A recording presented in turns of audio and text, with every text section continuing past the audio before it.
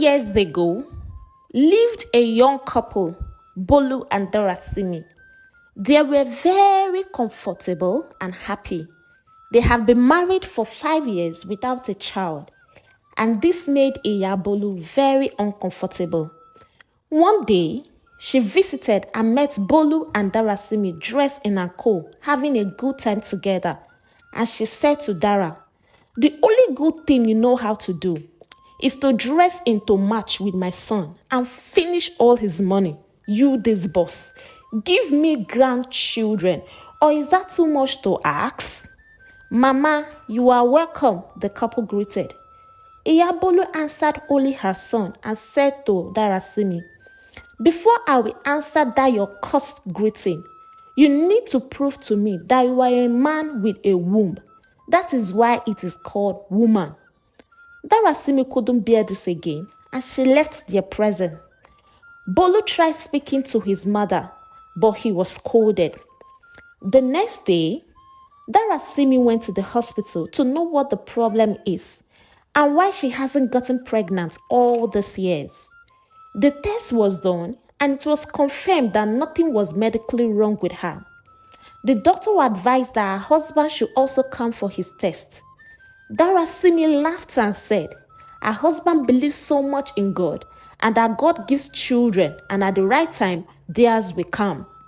The doctor responded, "That is a fact, but him coming for a test is just to ascertain that nothing is wrong with you both and that the delay to childbearing is not your fault." Darasimi said she will do her best to convince him to come around for the test, as the doctor was making a whole lot of sense. When she returned, just by the door, her mother-in-law said to her, "So you went to renew the charm that held your husband, my son, down, that even as a barren woman, he still cherishes and adores you? My dear, you think I just came in here to see your face or your beautiful house? Rara, I made enquiries before coming, and let me tell you, the die is cast." Darasimi, as a well-trained girl, didn't respond. She only went inside to prepare lunch. When she was done, she served her mother-in-law, and Iyabolu sat on the chair and asked her to sit down. Dara was very happy because she thought her mother-in-law wanted to apologize for all she has been saying and doing since she arrived. Iyabolu said, "So Dara, apart from Bolu, my son, you also want to charm me? You have failed though, because I am stronger than you." She poured the food and water on her, and Dara packed a handful, ate it and said, "Mama, I didn't put anything in your food. Look now, nothing happened to me." Iyabolu said, "I know your type, and by the time I am done, you will pack your bags yourself out of this house." Bolu returned in the evening, had his bath, ate his food without Dara, his wife, saying a word to him, which was so unusual. He asked his wife what went wrong and why he hadn't said a thing since he returned from work. Dara spoke calmly to her husband and said, "After what Mama said yesterday, as you left for work, I went to the hospital to see a doctor." Bolu was listening, and he conducted a test and said from the results, which she quickly reached out to from her handbag, that nothing is wrong medically with me. She handed the results to her husband. Bolu read through it and said, "With what is written here, you are not supposed to be sad." Dara said, "Yes, my husband. I am sad because countless times you have refused to go to the hospital. Remember, I can't impregnate myself, and we need to be sure of what is causing this delay so we quickly address it." Bolu said, "I am not going to the hospital as nothing is wrong with me. I don't even have that time. When God is ready for us to bear children, nothing will stop it." Dara said, "I am beginning to believe that there is something you are keeping away from me. Because what is in creating time going to the hospital for a test? Your mother is already treating me like an outcast in my own house, and that alone should be enough for you to go to the hospital." Bolu said, women and wahala. Please, my dear, I had a very busy day today, and if you don't mind, this discussion has ended. Darasimi cried and didn't even know when she slept off. The next day, Bolu had gone to work, and Dara was trying to distract herself by seeing a movie in the living room. Her mother-in-law came and started singing. A fruitless tree that has refused to bear fruit has nothing doing standing. It will be cut off and used as a firewood. Darasimi started crying, and Iyabolu quickly went in and brought a bucket and said, "Fill it up for me to drink, because I drink tears for a living. Since you have decided to make me unhappy, for the limited time you have in my son's house, you will sleep in tears and wake up in tears, barren woman. I am in my son's house, oh. Do you have the one you will visit in the future? Convert those tears to babies. Darasimi. Or is it too much to ask?" Darasimi left the living room and went straight to her room. Her mother-in-law laughed out so loud and said, "Hope you are writing the score line, no. This should be 4-0 already." Darasimi lied on the floor in her room and cried. She asked God to remember her just the way he remembered Hannah. In the evening, Bolu returned, and Darasimi didn't wait for him to settle. She said to her husband, "You are making this pressure on me so unbearable." She narrated all his mother did to her and said, "Let's go to the hospital for this test, and let's know the next step to take in the right direction." She held her husband's hand and said, "Please, my husband, don't say no this time. You won't spend up to 30 minutes in the hospital." Bolu flinged her hand and went to confront his mother. His mother said to him, "My friend, lock my room. Go and meet your wife and give me grandchildren." She slept and never said any other word again. Bolu met his wife and said, "Pay deaf ears to naysayers. After all, I'm not complaining. I didn't get married to my mother, but you. So I don't want you to complain about this issue again."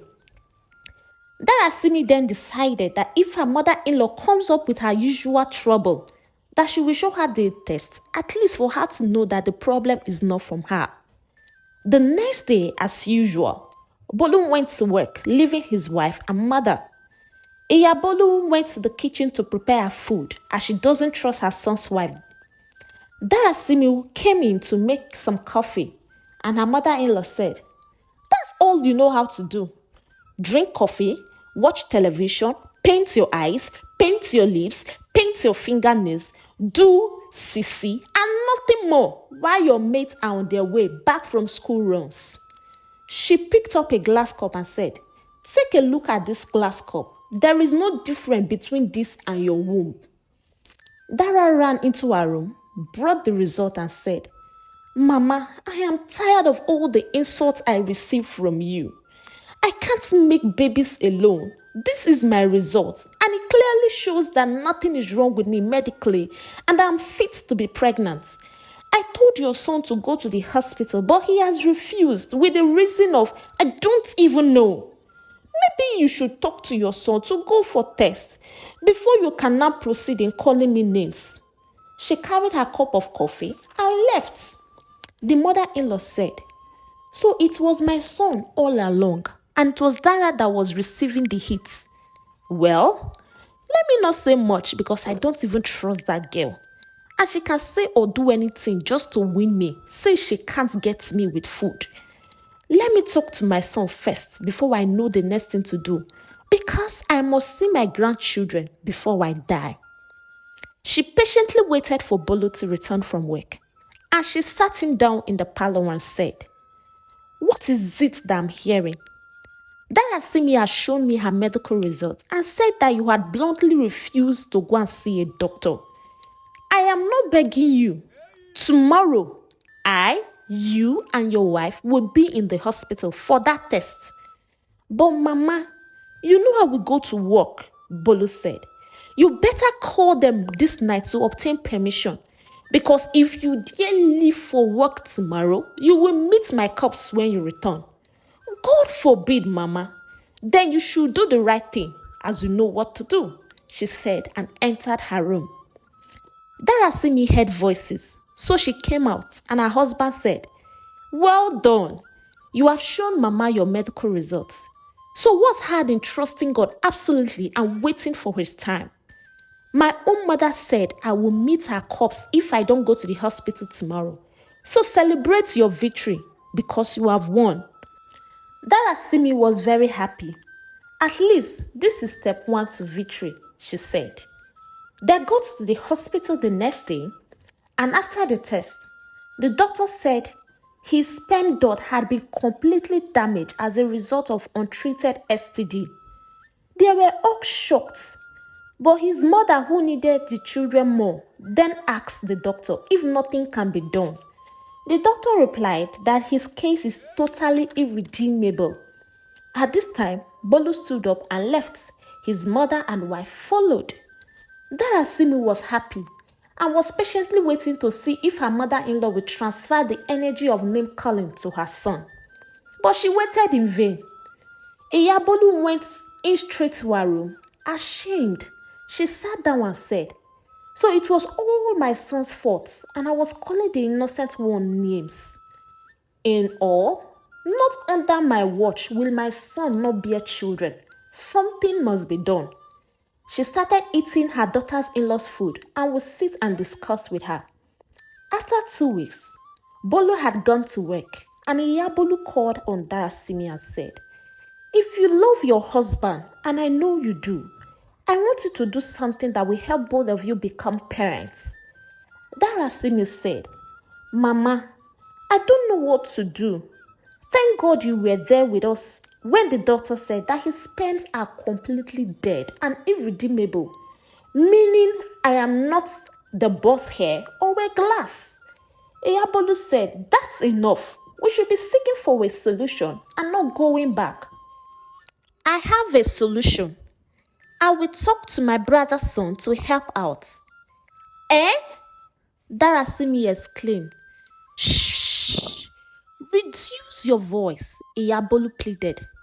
"I am doing so in order for my blood to still flow in that child. Nobody will know. It will just be a secret." "No, Mama, I can't. This will be a great act against my husband. He has been so kind and lovely. I think this is the best time to stand by him and trust God with him." "Okay," Iyabolu said. "If you were the one in this mess, the man would have looked for a solution long time ago. Stay here, grow old, and die barren for something that you are innocent of, loyal wife." The pressure became worse as Darasimi and Bolu will not sit a minute without the interference of Iyabolu. She will say, "I did not ask for a car. I did not ask for a household. All I am asking for is a grandchild. If you don't give me grandchildren, at least give me one. One oko, just one. Go and have your own children. Oh, all my mates have grandchildren. Give me my own. Finish."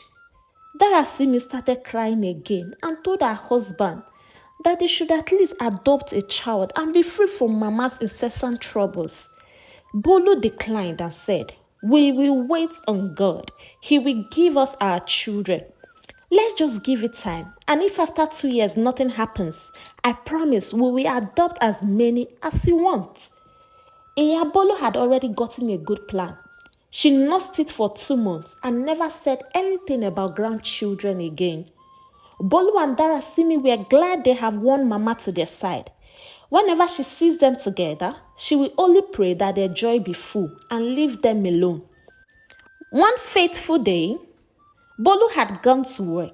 Then she told Darasimi to relax as she wants to make sumptuous amala and gbegiri for her. Darasimi said, "No, Mama, I can't be here and watch you cook alone. And besides, today that you mentioned amala and gbegiri, it seems you are missing home, or you dreamt of the village last night."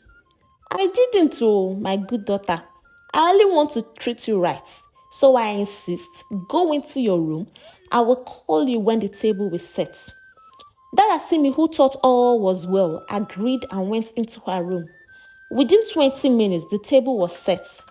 Iyabolu called her daughter-in-law and she ate. Dara enjoyed the meal because why not? Iyabolu, a typical Yoruba woman, took her time in preparing it. Very soon, Darasimi slept up and woke up after 40 minutes without having any knowledge of what had happened. They continued living in peace and harmony. Bolu thanked his mother for understanding with them. She smiled and said, "It's your life. I just decided not to drink paracetamol for your headache." One Sunday morning, Darasimi woke up and was vomiting. She vomited more than 3 times, and Bolu rushed her to the hospital because she was feeling so weak and complained about having unrest. When they got to the hospital, she was interrogated by the doctor, and from all she said, the doctor suggested that pregnancy tests be run before administering any drug or injection. To their amazement, the results came out positive, and strength came in from nowhere to Darasimi. She was happy. She declined Mama's counsel and waited on God with her husband. When they got home, they broke the good news to Mama. She danced and danced and danced until she was begged to stop. She ran out of the house, out of excitement, and returned with different types of fruits. She said to her son, "Bolu, you must not have a taste from this. It is from my daughter-in-law, as I want my grandchild to be very healthy and with a smooth, shiny skin when he comes out." Darasimi never lacked anything. The pregnancy journey was a smooth one because Iyabolu made sure she did nothing that would stress her. She even accompanied her to antenatals that other pregnant women admire such a mother-in-law. After 9 months, Darasimi delivered a beautiful, fair, hairy baby girl. Iyabolu was the happiest, and she named her Anu. She made sure no guests carried the baby as they came visiting. She played her role so well in taking care of Darasimi and the baby. But the worst nightmare began after the birth of that child, because she was always sick and they were in and out of the hospital. Iyabolu said to Darasimi, "So you stayed several years without making me a grandmother. And now that you managed to give me one, you have decided to birth a sick child. Did I even do anything to you? Can't you see this is not all about my son, but you are cursed?" "Mama," Darasimi said, "I am confused as you are. I was religious with all I was asked to do during pregnancy, and you are my witness. I anticipated a healthy child, but I don't know what went wrong." Anu became 1 year and nothing changed. They decided to go to the hospital to know her blood group. They were shocked to be told that Anu is an SS. Bolu said, "That's not possible. I am AA and my wife AS. We can't beat an AS." They decided to use another hospital just to confirm. It was still recorded that Anu was an SS. They didn't know what happened. Or was the baby swabbed? But Mama was there all through now. There's no how that would have been done under her watch. One night, Anu was arrested so badly that Iyabolu became so angry and carried her to the gatesman. Darasimi and Bolu were shocked and only watched to see what Mama was up to. Iyabolu said, "I paid you so well and this is what you have in your spare. Carry your burden before you kill my son." Bolu asked his mother to explain what she meant by that. The gateman then said, "Oga, I did my own no. Now Mama bring 100,000 naira, say I get job what I won't do for her. And if I say no, she go drive me come for here. I got them one money. Now Mama call me enter house. I see madam, she lie down dey sleep, e no shake. Now Mama say make her sleep with her. I say, madam good to me, I no fit do this kind bad thing to my oga. My mother say, if I no do am, I no go work here again. Oga, I do am. Na me give madam belle. Darasimi could not believe her ears. She fainted and was rushed to the hospital by her husband.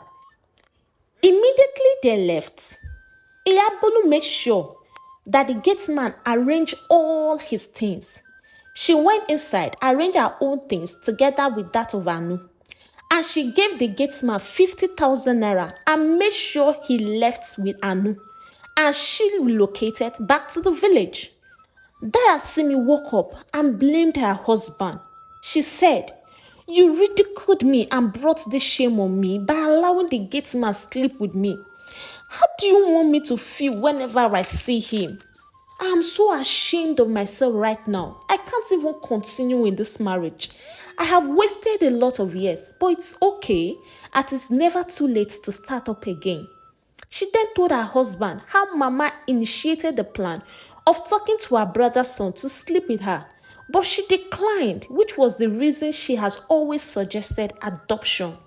Bolu knelt right beside the hospital bed and begged Darasimi, his wife, not to leave, as his world would be empty without her. She said her mind was made up and she can't stand the sight of the gatesman. Her husband assured her that the gatesman won't stay with them any longer, including his own mother and Anu. Once we get home, they will all leave our house. Darasimi was discharged, and when they got home, the gate was open. The boys' quarters where the gatesman stayed was empty. They went in and found Mama's room empty as well. Darasimi decided to stay back, and they re-strategized as a couple. She told her husband, since they were trusting God to bless them, that they should believe God and pray more and even fast as well. After 14 months, Darasimi delivered a set of twins, a boy and a girl, Taiwo and Kende, and they lived happily together for so many years. Hi, African Tales by Kama Tribe. I know you enjoyed the story again, and as usual, I will want to read what you learned in the comment section till I bring another story again your way. It's a goodbye from here, and God bless you.